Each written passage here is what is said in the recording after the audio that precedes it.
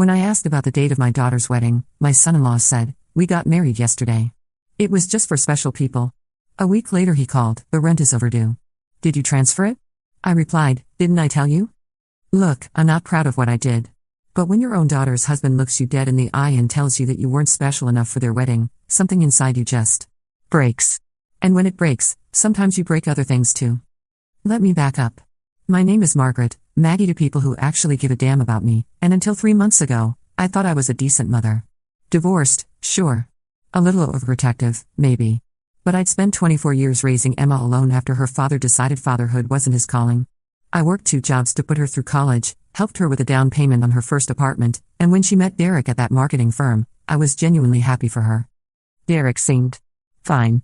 Polite enough at family dinners, though he had this way of looking at his phone whenever I spoke, like I was background noise in his own personal movie. Emma was smitten, talking about how ambitious he was, how he was going to revolutionize digital marketing with some app idea that sounded like every other app idea I'd heard from 20-something guys in expensive sneakers. The engagement happened fast. 6 months of dating, then suddenly Emma's calling me, breathless with excitement, telling me Derek proposed during a weekend in Napa. I should have been thrilled. Instead, I felt this weird knot in my stomach, like when you smell something burning but can't find the source. "Mom, we're thinking a small ceremony," Emma had said over lunch at our usual spot, this little bistro where we'd been having mother-daughter dates since she was 16. "Just close family and friends." "Of course, sweetheart. Whatever makes you happy." I'd reached across to squeeze her hand. "Just tell me when and where, and I'll be there with bells on." That was 4 months ago. For 4 months, I asked about dates. About venues. About whether she needed help with anything, flowers, catering, her dress. Emma would get this vague look and say they were still figuring things out or that Derek was handling the logistics. Meanwhile, Derek would nod along like some kind of puppet master, occasionally throwing in comments about how weddings were really just expensive parties for other people anyway. Red flag number 1, when someone thinks celebrating love is a waste of money, they probably don't understand love. But Emma seemed happy, so I bit my tongue. I bit it so hard I'm surprised I didn't need stitches. Then came last Tuesday. I was at my desk at the insurance office, clamorous, I know, when my phone buzzed with a text from Emma. A photo. Her in a simple white dress, Derek in a navy suit, some random guy who looked like a courthouse officiant between them. Both of them grinning. "Just got married," 2 hearts emoji. I stared at that photo for probably 5 full minutes. The fluorescent lights hummed above me. Carol from Claims was talking loudly about her cat's kidney problems. Everything felt surreal, like I was looking at someone else's phone, someone else's daughter. I called Emma immediately. "Mom. Did you see? We did it." Her voice was bright, almost manic. "Emma, what? When did this happen?" "This morning. We decided we didn't want to wait anymore. Derek found this lovely judge who could squeeze us in, and it just felt right, you know?" My mouth felt dry. "Sweetheart, why didn't you tell me? I would have been there in a heartbeat." There was a pause. Then Derek's voice in the background, muffled but distinct, "Tell her about the celebration." "Oh, Mom, we're having a little celebration tonight. Just a few people. Derek's college friends, my roommate from junior year." "That sounds lovely. What time should I?" "Actually, Mom." Another pause. Longer this time. "It's really just for special people. You understand?" I'm not sure what sound I made. It wasn't quite a laugh, wasn't quite a sob. Something in between, like air being let out of a balloon. "Special people," I repeated. "You know what I mean. People who've been really involved in our relationship. Derek's groomsmen, the girls who helped me pick out rings." "Emma, I'm your mother." "I know, Mom. And we'll celebrate with you soon. Maybe this weekend? We can go to that bistro you like." I hung up. Not dramatically, I didn't slam the phone down like some soap opera character. I just pressed the red button and sat there, staring at the photo again. My daughter, married to a man who thought I wasn't special enough to witness the most important day of her life. Carol was still talking about the cat. When I got home that night, I opened a bottle of wine. Then another. I'm not usually a drinker, maybe a glass with dinner on weekends, but that night I needed something to dull the sharp edges of what felt suspiciously like heartbreak. I kept staring at that photo. Derek's smug smile. Emma's radiant face. The courthouse steps I should have been standing on. You know what's funny? I'd imagined her wedding day 1,000 times. Walking her down the aisle since there was no father to do it. Crying during her vows. Dancing with her at the reception to that Taylor Swift song she loved when she was 12. Stupid, sentimental mother things. Instead, I got a text message and a polite dismissal. I was 3 classes deep when my phone rang. Derek. "Hi, Mrs. Patterson. Just wanted to touch base about the rent transfer." I blinked, confused. The what now? For Emma's, our apartment. The landlord's being a real pain about getting it in on time, and you know how it is. Oh, I knew how it was. For the past year, I'd been helping Emma with rent. $700 a month transferred directly to her account, because the marketing industry is really competitive right now. Mama and Derek's app is in the development phase. I've been subsidizing their life together while working overtime at a job I hate, because that's what mothers do. But apparently, that's not what special people do. Mrs. Patterson? You still there? Yeah, Derek. I'm here. So can you get that transferred tonight? I know it's short notice, but, actually, Derek, I need to ask you something. Sure, what's up? I took a sip of wine. Then another. When you said the celebration was just for special people, what exactly did you mean by that? Silence. I could practically hear him thinking, trying to figure out if this was a trap. Well, people who've been really supportive of our relationship journey. Journey. I almost laughed. Derek, I've been paying your rent. Emma's rent, he corrected quickly. Your rent, Derek.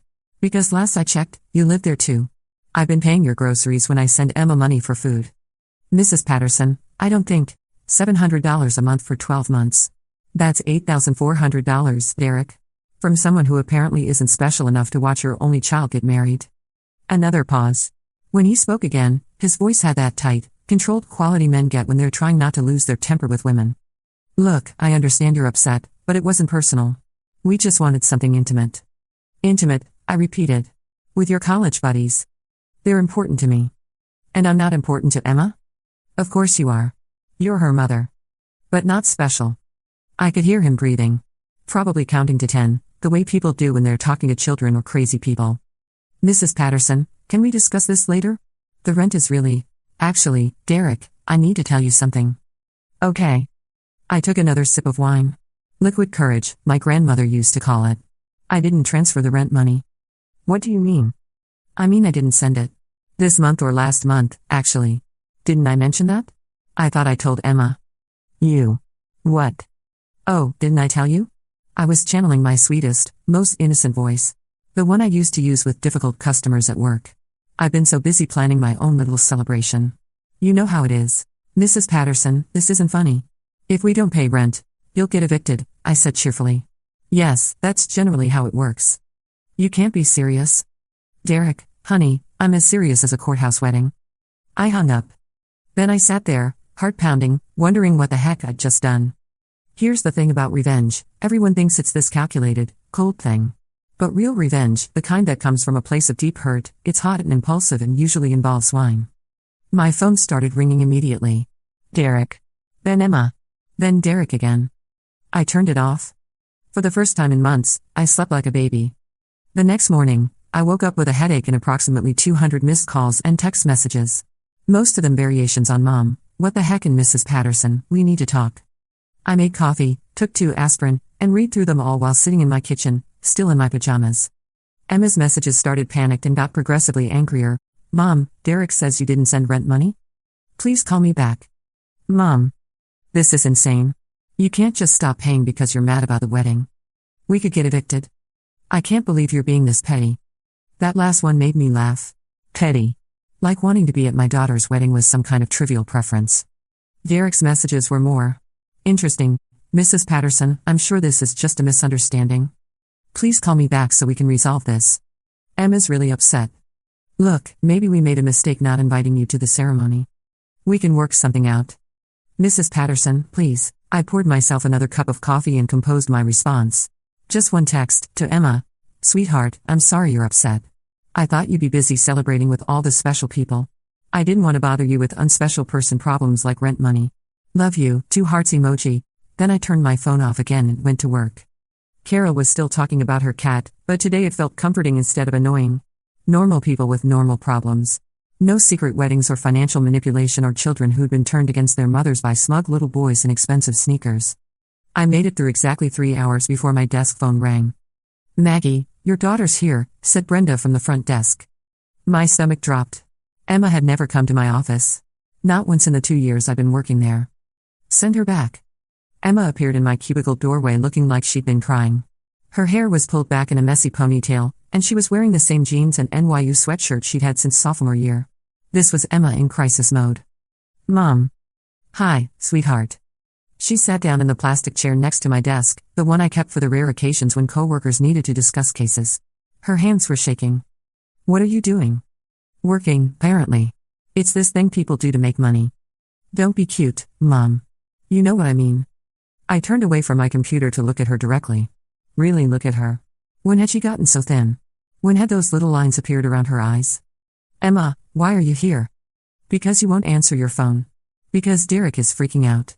Because our landlord called this morning and said we have 48 hours to pay or we're out. That sounds like a Derek problem.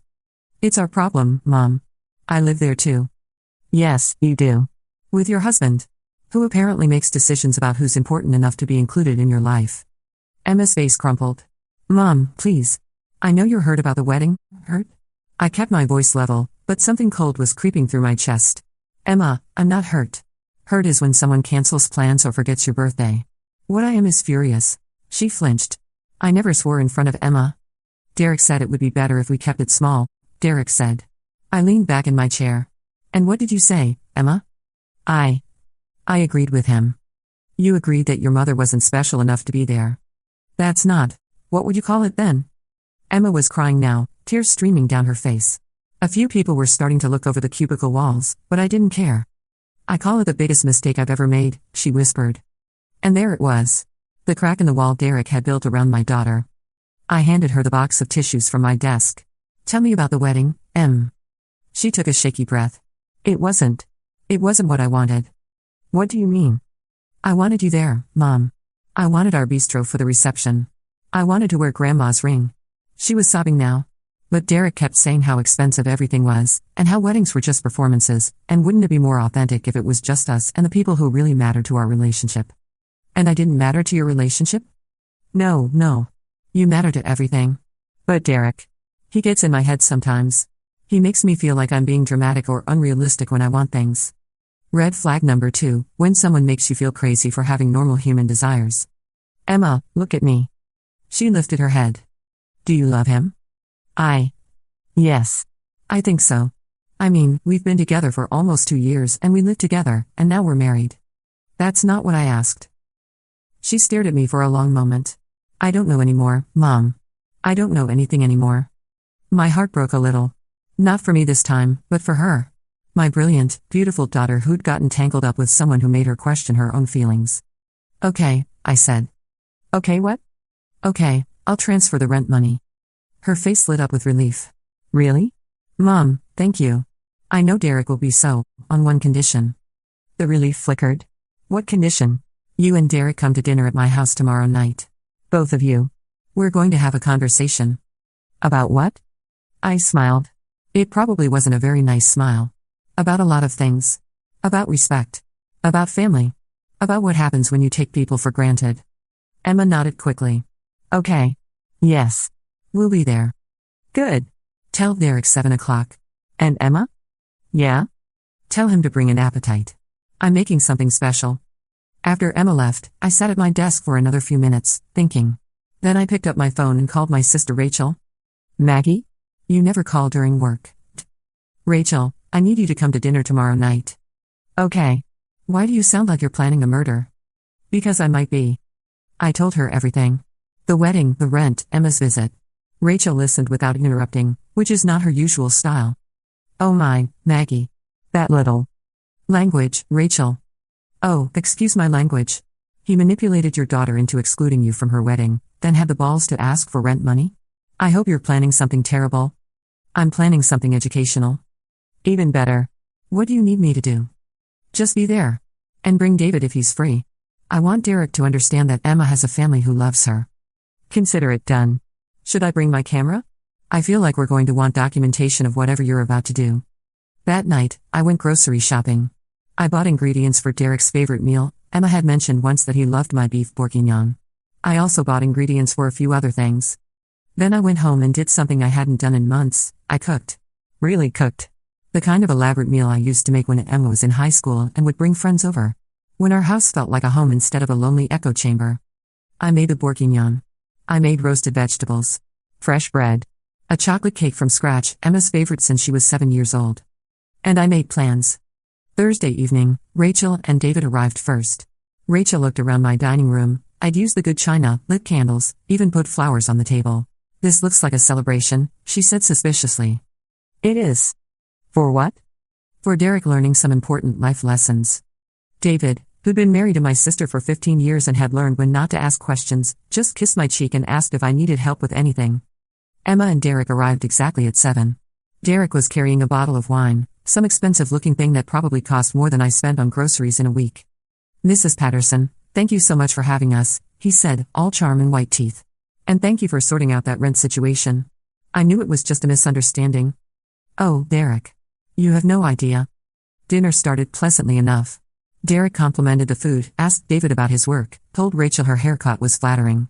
He was performing the role of perfect son-in-law with Oscar-worthy commitment. Emma was quieter than usual, picking at her food and shooting nervous glances between Derek and me. About halfway through the main course, Derek started talking about their honeymoon plans. We're thinking Bali, he said, cutting into his beef. Emma's never been to Southeast Asia, and I know this amazing resort. How lovely, Rachel said. When are you going? Next month, hopefully. As soon as we save up enough. I set down my fork. Save up? Well, you know how expensive international travel is, Derek said with a laugh. But Emma deserves something special for our honeymoon. She deserved something special for her wedding too, I said quietly. The table went silent. Emma's face went pale. Derek cleared his throat. Mrs. Patterson, about that. I hope you can understand our decision. We really did want to keep things intimate. Intimate, I repeated. Tell me, Derek, how many people were at this intimate ceremony? Maybe 20? 20 people. But not Emma's mother. It wasn't personal. Stop. My voice was sharper than I intended. Stop saying it wasn't personal. Everything about excluding a parent from their child's wedding is personal. Derek's mask was starting to slip. I could see irritation flickering behind his practiced smile. Look, Mrs. Patterson, I understand you're upset, but nothing. You want to know what I understand, Derek? I understand that you convinced my daughter I wasn't important enough to be there. I understand that you've been taking my money for over a year while simultaneously deciding I wasn't worth including in the most important day of her life. And I understand that you think I'm stupid enough to just keep paying for your lifestyle while you treat me like crap. Emma was staring at her plate. Mom. No, Emma. Let me finish. I turned back to Derek. You want to go to Bali? You want expensive resorts and international travel? Here's an idea, pay for it yourself. Derek's jaw tightened. That's a little unfair. Emma and I are just getting started in our careers. Emma is getting started in her career. You, as far as I can tell, are getting started on your 3rd year of having other people pay your bills. That's not. What exactly do you do for work, Derek? He blinked. I'm in digital marketing. Where? I'm between positions right now. But I'm working on this app. For how long? What? How long have you been between positions? Emma looked up sharply. Apparently this was news to her too. Derek's face was flushing. The job market is really competitive right now, so you don't have a job. I'm an entrepreneur. You don't have a job, I repeated. You don't pay rent. You don't buy groceries. You live off my daughter and my money while simultaneously deciding I'm not good enough for your little celebration. The room was dead silent except for the sound of Derek's breathing, which was getting faster and shallower. Mrs. Patterson, I think you're being really unfair, am I? I stood up and walked to the kitchen, returning with a manila folder. Let me show you what unfair looks like. I opened the folder and started pulling out papers. Bank statements. Receipts. A detailed spreadsheet I'd spent the previous evening putting together. Rent money to Emma, $8,400 over 12 months. Grocery money, approximately $2,000. Gas money for Emma's car, $600. The security deposit when you moved in together, $1,200. Christmas gifts, birthday gifts, emergency loans that were never paid back. I looked up at Derek. Derek, do you know how much money I've given Emma since you two started dating? He was staring at the papers like they might bite him. $13,734. That's how much your relationship has cost me. Emma's fork clattered to her plate. Mom, I didn't know it was that much. I didn't tell you because I didn't want you to feel bad. You're my daughter. Helping you is what I do. I turned back to Derek.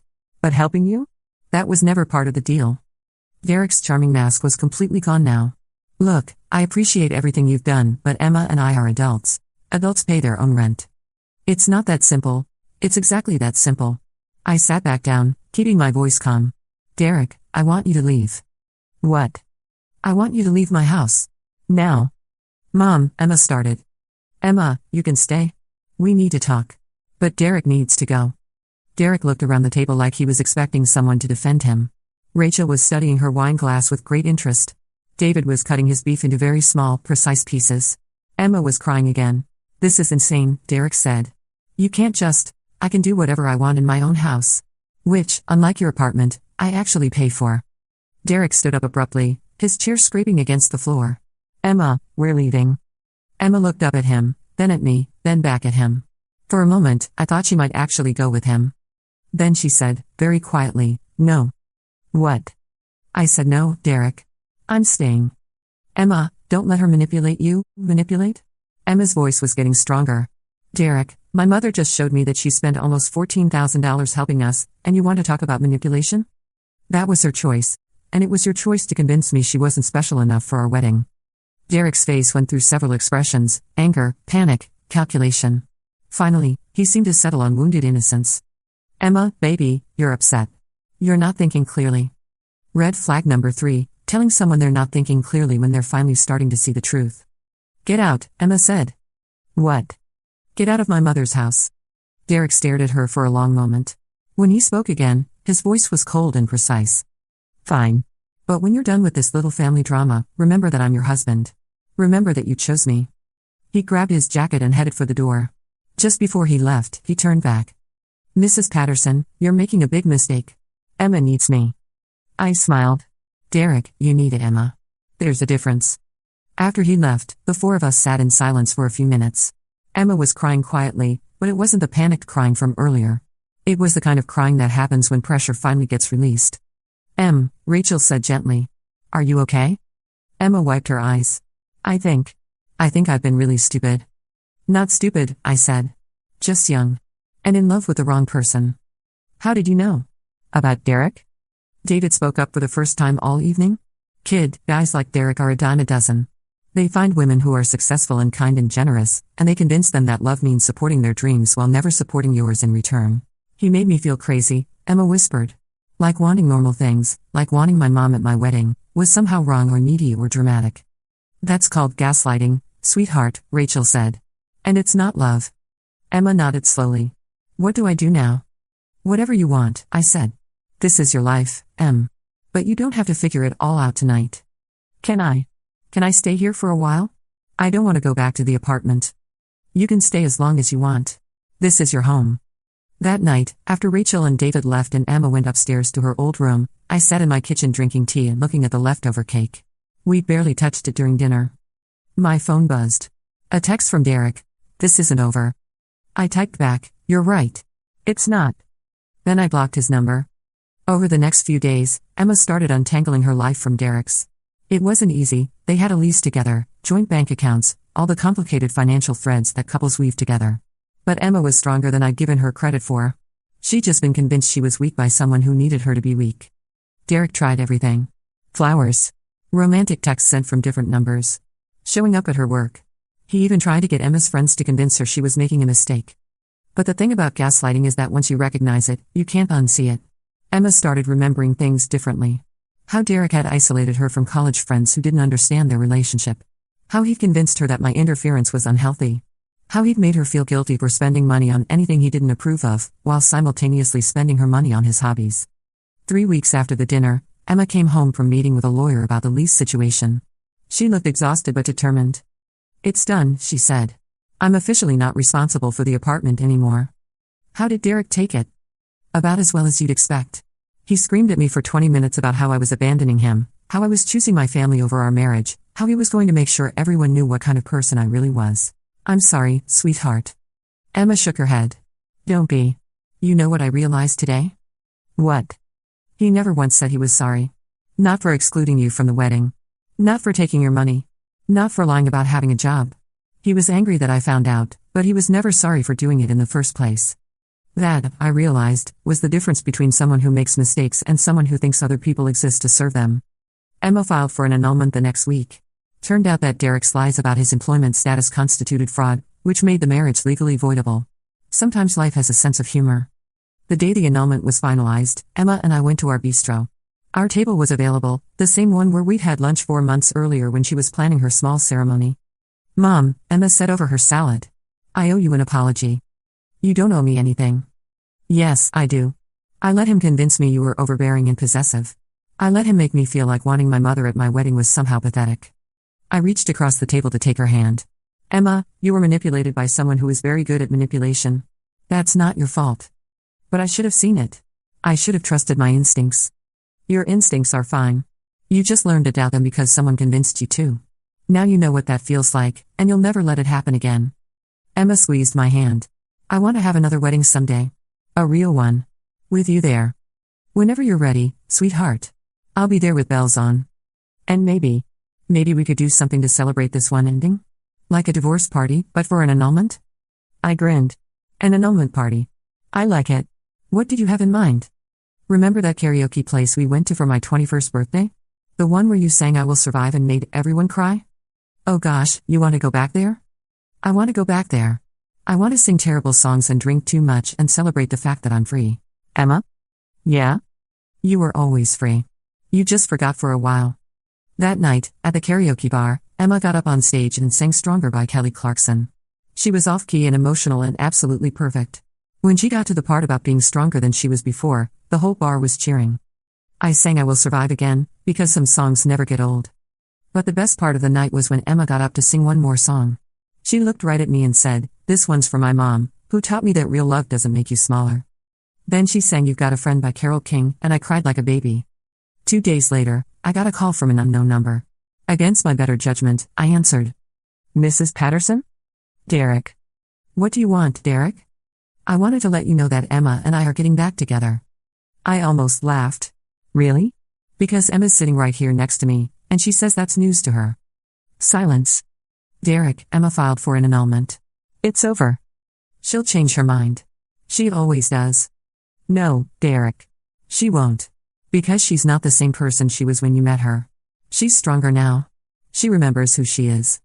This is your fault, he said, and there was something ugly in his voice now. You poisoned her against me. I didn't have to poison her against you, Derek. You did that yourself. You're going to regret this. Both of you. The line went dead. I looked at Emma, who'd heard the whole conversation. Should I be worried? She asked. Probably not. Guys like Derek are usually all bark and no bite. But let's be careful for a while, okay? I was wrong about the bark and no bite thing. 3 days later, Emma's car tires were slashed in the parking lot of her office building. Security cameras had mysteriously malfunctioned that day. No witnesses. The day after that, someone broke into her old apartment, the one Derek was still living in, technically, and trashed the place. Derek called the police, claiming Emma had done it out of spite. Never mind that Emma had been at work all day with about 50 witnesses. Then Derek started showing up places. Emma's work. The grocery store near my house. The bistro where we had lunch. Never doing anything threatening, exactly. Just appearing. Watching. Mom, this is getting scary, Emma said after the third coincidental encounter in a week. I know, sweetheart. I think it's time to call the police. The police were less than helpful. Derek was careful not to cross any obvious legal lines. Following someone isn't illegal if you don't physically threaten them. Slashed tires couldn't be proven. The apartment break-in was he said she said. Unless he actually threatens you or tries to hurt you, there's not much we can do, Officer Martinez explained. You could try a restraining order, but with the evidence you have. Emma and I left the police station feeling more frustrated than when we'd arrived. That night, I was lying in bed trying to fall asleep when I heard something that made my blood freeze. Footsteps on my front porch. I grabbed the baseball bat I'd started keeping by my bed, a precaution that had seemed paranoid until this moment, and crept to the front window. The porch light was on, but I couldn't see anyone. Then I heard the footsteps again. Slow, deliberate. Someone walking back and forth across my porch. I grabbed my phone to call 911, but before I could dial, the footsteps stopped. A car engine started somewhere down the street. Then silence. In the morning, I found a single red rose on my doorstep. No note. But the message was clear, I know where you live. I called Emma immediately. He was here last night, I told her. On my porch. What? Mom, are you okay? I'm fine. But this needs to stop. I know. I'm going to call that lawyer again, see if... No. Something had crystallized in my mind overnight. We're not running from him anymore. What do you mean? I mean Derek thinks he's playing chess, but he's actually playing checkers. And I've been letting him set the rules. That afternoon, I did something I probably should have done weeks earlier. I called my brother-in-law's cousin Marcus, who works in private security. The kind of private security that specializes in people who don't want to be found, or people who need to stop being bothered by other people. Marcus came over that evening. He's this quiet, unassuming guy who looks like an accountant until you notice his eyes, which miss nothing. So, he said after I'd explained the situation. You've got a stalker ex-son-in-law who thinks harassment is a valid relationship strategy. That's about the size of it. And the police won't help because he's being careful not to cross obvious legal lines. Right. Marcus nodded thoughtfully. These guys usually escalate until someone stops them. The question is how far you want to let it go before we intervene. What kind of intervention are we talking about? Marcus smiled, and it wasn't entirely reassuring. The legal kind. Mostly. I have some friends who specialize in gathering evidence that tends to hold up in court. Evidence? Security footage. Financial records. Digital communications. Amazing how sloppy people get when they think nobody's watching. I thought about the rose on my doorstep. About Emma jumping every time her phone buzzed. About the way Derek had looked at me that night at dinner, like I was something he could dispose of when I became inconvenient. Do it, I said. Over the next week, Marcus and his friends got to work. I don't know exactly what they did. Marcus believed in plausible deniability, but suddenly we had a very clear picture of Derek's activities. Turns out, he'd been busier than we thought. He'd created fake social media accounts to harass Emma's co-workers, trying to get her fired. He'd been calling her landlord with concerns about noise complaints and lease violations. He'd even contacted her college alumni association with stories about her being involved in some kind of financial fraud. But the most interesting discovery was Derek's browser history. Your boy's been doing research, Marcus told me over coffee. Lot of searches about how to make someone's life miserable without getting caught. Forums about revenge tactics. Some pretty dark stuff about getting back at women who ruin men's lives. How dark? Dark enough that we should take this seriously. He's not just angry, Maggie. He's obsessed. That night, Derek proved Marcus right. Emma was staying at my house. She basically moved back in after the tire slashing incident. We were watching a movie, some romantic comedy that felt surreal given the circumstances, when we heard glass breaking. The sound came from the kitchen. Emma grabbed my arm, her fingernails digging into my skin. Stay here, I whispered, reaching for my phone and the baseball bat. Mom, don't. But I was already moving toward the kitchen, my heart hammering against my ribs. The bat felt heavier than usual in my hands. The kitchen window was shattered, glass scattered across the floor like deadly confetti. A brick sat in the middle of it all, with something wrapped around it. I used the bat to carefully extract the paper. A note, written in Derek's familiar handwriting. This is what happens to people who destroy families. Mom?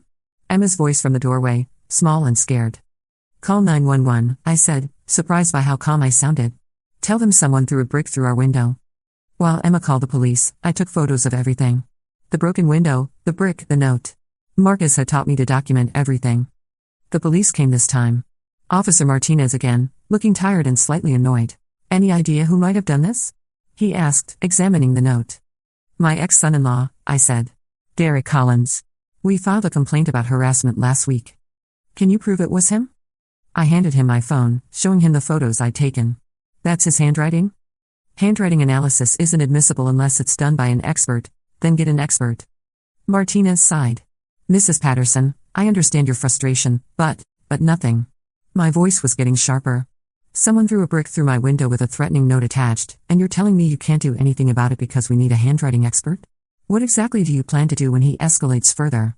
We'll increase patrols in your neighborhood. Officer Martinez, with all due respect, your patrols didn't stop him from slashing my daughter's tires, breaking into her apartment, stalking her at work, or throwing a brick through my kitchen window. What makes you think they'll stop whatever he does next? Martinez looked uncomfortable. Ma'am, we're doing everything we can within the law.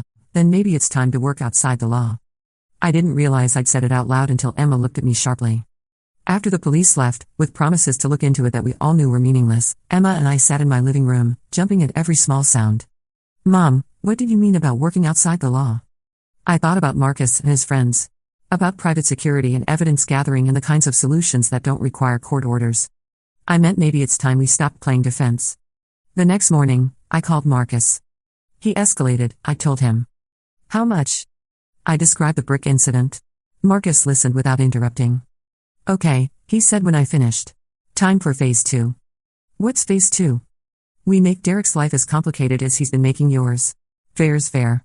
Marcus, I don't want you to do anything illegal. Maggie, trust me. I've been doing this for 15 years. I know exactly how far we can push without crossing lines that can't be uncrossed. 3 days later, Derek's life started falling apart. It began with his unemployment benefits being suspended pending an investigation into fraudulent claims. Apparently, someone had reported that he'd been working under the table while collecting benefits, which, according to Marcus's research, was actually true. Then his landlord received an anonymous tip about unpaid rent and property damage. An inspection revealed multiple lease violations, including unauthorized modifications to the apartment and evidence of smoking in a non-smoking building. His car was repossessed. Turns out he'd been 3 months behind on payments and the lender had finally tracked him down. And somehow, screenshots of his browser history ended up being sent to every woman in his contact list, including his mother, his sister, and several ex-girlfriends. Marcus called me on the 4th day. "How's your boy doing?" he asked cheerfully. "I wouldn't know. He hasn't bothered us in almost a week." Funny how that works. Hard to harass people when you're busy dealing with your own problems. "Marcus, I have to ask, don't ask." Plausible deniability, remember? All I'll say is that sometimes revenge needs a little help finding the right address. I should have felt guilty. I should have felt bad about using Marcus's questionable methods to destroy Derek's life. Instead, I felt relieved. For the first time in weeks, I could sleep without wondering if someone was walking around my porch. Emma could go to work without looking over her shoulder. The peace lasted exactly 9 days. On the 10th day, Derek showed up at Emma's office building. Not lurking in the parking lot this time, he walked right into the lobby and asked to see her. Security called Emma down to deal with him. She should have refused. Should have had security throw him out. But Emma was still, at heart, a kind person who believed that talking could solve problems. Big mistake. "Derek, what are you doing here?" They were standing in the lobby, surrounded by Emma's coworkers and random visitors. Derek looked terrible, unshaven, wearing the same clothes he'd probably slept in, his eyes bloodshot and wild. "You did this," he said, his voice carrying across the marble space. "You and your psycho mother. You destroyed my life?" "Derek, I don't know what you're talking about. Don't lie to me." His voice echoed off the walls. People were starting to stare. "My benefits, my apartment, my car, you did all of it." Emma took a step back. "Derek, you need to leave." "I need to leave?" He laughed, but it wasn't a pleasant sound. "I need to leave? You're the one who broke up our marriage. You're the one who chose your mommy over your husband. You're not my husband anymore. The annulment. Screw the annulment." Derek was shouting now. Security was moving toward them, but not fast enough. "You think you can just erase me? Pretend I never existed?" He grabbed Emma's arm, his fingers digging into her skin. She tried to pull away, but his grip tightened. "Derek, let go of me." "Not until you listen." That's when Emma did something that made me proud and terrified in equal measure. She'd been taking self-defense classes since the tire-slashing incident, another precaution that had seemed paranoid until this moment. She brought her knee up hard, right into Derek's groin. He doubled over, gasping, his grip on her arm loosening. Security reached them just as Derek started to straighten up, fury replacing pain on his face. "Ma'am, are you okay?" One of the guards, a big guy who looked like he might have played football once upon a time. "I'm fine. But I want him arrested." Derek was being escorted toward the door, but he was still talking. Still yelling. "This isn't over, Emma. You hear me? This isn't over."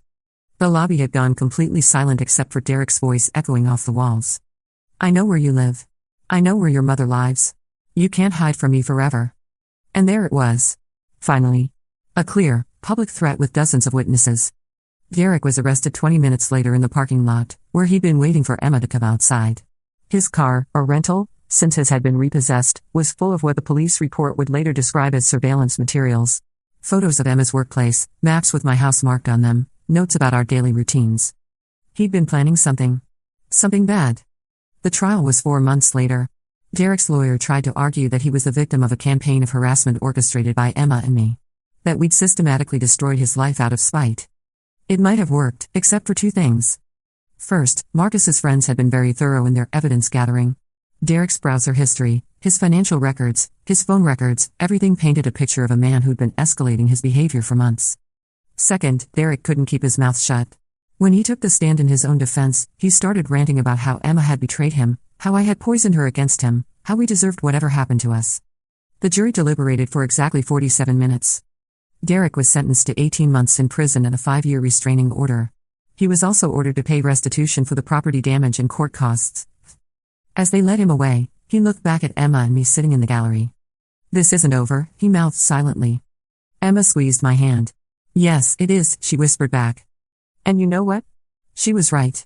Derek served 14 months, got out early for good behavior, though I question the judgment of anyone who thought Derek was capable of good behavior. By then, Emma had moved to a new city for a job opportunity, and I'd sold my house and moved closer to her. Fresh starts all around.